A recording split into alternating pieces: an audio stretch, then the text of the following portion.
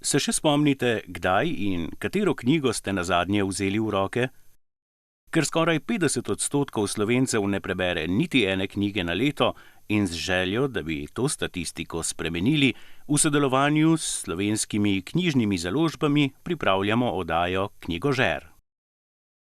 Tokrat predstavljamo knjigo Bobov svet britanskega avtorja Jamesa Bowna. Glavni junak te resnične zgodbe je potepuški maček, ki svojega novega lastnika Jamesa najde na ulici, oba sta namreč brezdomca. James je narkoman in poulični glasbenik, Bob pa bister prikupen muc.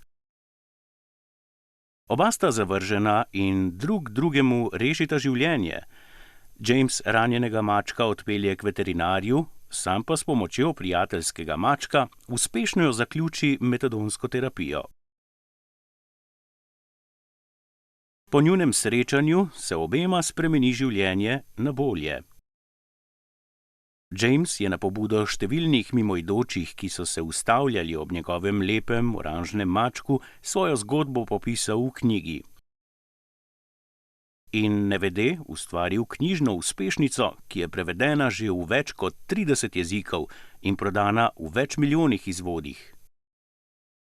Oktobra letos so o britanskem slavnem mačku Bobu začeli snemati tudi film.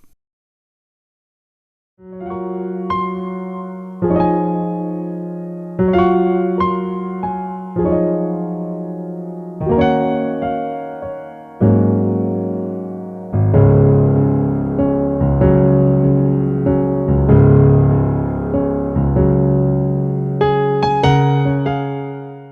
vas imamo še nagradno vprašanje.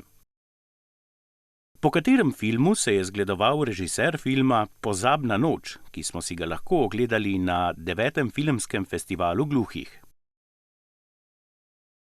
Prepričani smo, da boste pravilni odgovor našli ob ogledu naših prispevkov.